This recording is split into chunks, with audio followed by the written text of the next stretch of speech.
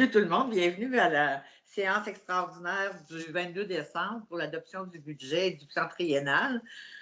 Tous les conseillers sont présents, ainsi que la directrice générale, Mme Andréane Collard-Simard. Alors, je déclare la séance ouverte à 16 h pile.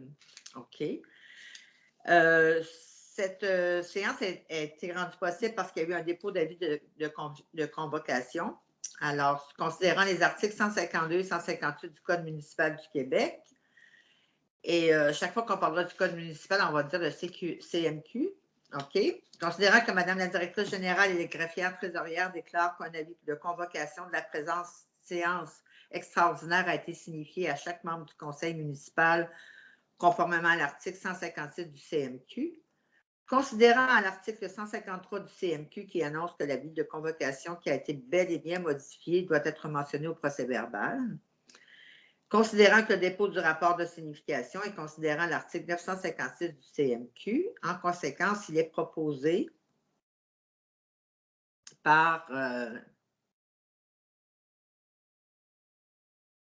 Cédric Valois-Mercier et résolu à l'unanimité des membres présents de déclarer la séance extraordinaire sera tenue selon l'ordre du jour. Alors, attendu que les membres ont pris connaissance de l'ordre du jour qui se lit comme suit. Ouverture de la séance, en 2, dépôt de l'avis de convocation, en 3, lecture et adoption de l'ordre du jour, en 4, présentation des prévisions budgétaires 2022 et du programme triennal des dépenses et immobilisations, en 5, adoption des prévisions budgétaires 2022 et du programme triennal des dépenses et immobilisations, en 6, période de questions, et en 7, levée de l'Assemblée. Ça prendrait un proposeur, s'il vous plaît, pour cet ordre du jour. Annick Damour. Cette séance spéciale a été convoquée exclusivement en fin de présentation et d'adoption du budget et du plan triennal. Ça va tout le monde? Alors, on serait rendu au 4, c'est-à-dire présentation des prévisions budgétaires de l'exercice financier 2022.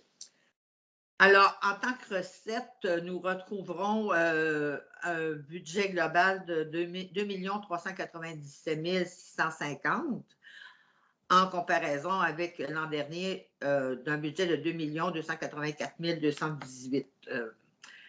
Les recettes se liront comme suit, c'est-à-dire au niveau des taxes, nous aurons 1 890 595 de revenus, paiement tenant lieu de taxes 52 000, de transfert de subventions et de programmes pour un montant de 401 624 et les autres recettes de ressources locales de 53 431. Pour un budget global, comme des recettes globales, comme je disais tantôt, de 2 397 650. En dépenses, nous retrouverons au niveau de l'administration des dépenses de 427 862.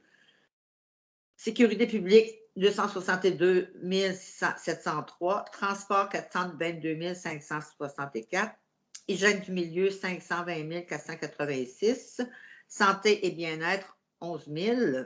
Aménagement et urbanisme, 147 914. Loisirs et culture, 223 125. Et frais de financement, 49 748. Et dette à long terme, de 332 248. Alors, pour des dépenses pour pouvoir présenter un budget équilibré, alors les dépenses sont les mêmes que les recettes, c'est-à-dire de 2 397 650.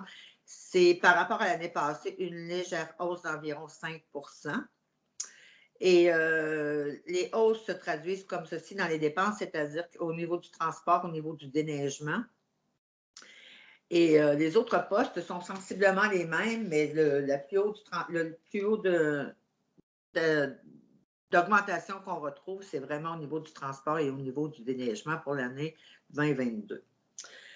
La taxe foncière générale va se lire comme suit, c'est-à-dire un taux d'évaluation de 1,07 sur 100 $ d'évaluation.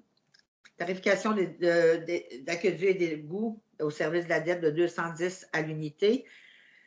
Aqueduc et entretien, 187 unités et tarification égaux-entretien, 153 unités pour une valeur totale de 550 à l'unité. En ce qui regarde les vidanges et fosses septiques, 175 de l'année de la vidange, cueillette des ordures 151 par bac, cueillette de la récupération 4 par bac de 360 litres et cueillette des matières organiques 40 par bac de 240 litres. Si on regarde par rapport à l'année passée, les ordures ont augmenté d'environ 5 $. Le cueillette de récupération a baissé de façon très, très significative de 26 $ l'année passée à 4 $ cette année, mais par contre, le bac de matière organique, lui, a augmenté de 10 $ par rapport à l'an passé.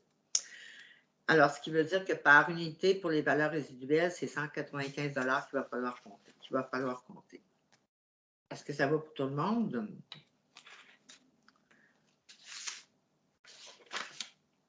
Au niveau du plan triennal, la municipalité prévoit dépenser dans les 3 prochaines années pour les dépenses selon les dépenses pour les infrastructures un montant de 3 813 000 $ et qui se lira comme suit, mais ces montants-là vont toujours être tributaires de la dette, des subventions qu'on recevra et de notre capacité d'emprunt. Alors, si je regarde, je vais le trouver.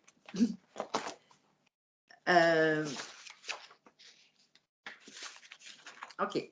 Alors, c'est ici que je voulais me retrouver. Pour réaliser ces projets-là en immobilisation et au niveau des dépenses, on prévoit avoir faire des emprunts d'une valeur de 1 745 000.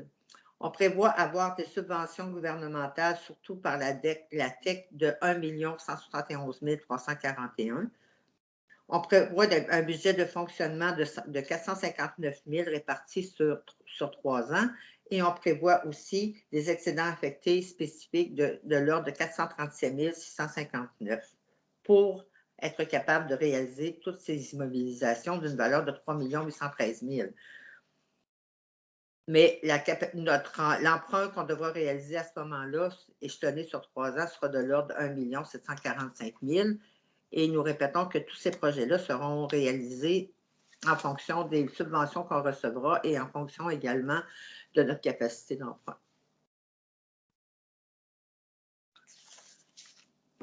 Alors, attendu que la présentation du dépôt du budget équilibré pour l'exercice financier de 2022, de même que du programme triennal des dépenses en immobilisation pour les années 2022, 2023 et 2024, ces documents étant annexés et faisant partie intégrante de ce procès-verbal, attendu qu'un avis public de cette séance extraordinaire a été donné conformément à l'article 956 du Code municipal du Québec. En conséquence, il est proposé par Cédric Valois-Mercier et résolu à l'unanimité des conseils présents que le conseil de la municipalité de Sapacombe adopte le budget de l'exercice financier 2022 prévoyant des revenus et des dépenses de l'ordre de 2 300 000, si je me rappelle bien. Attendez, il faut que je retourne de l'ordre de 2 397 650. Ça va?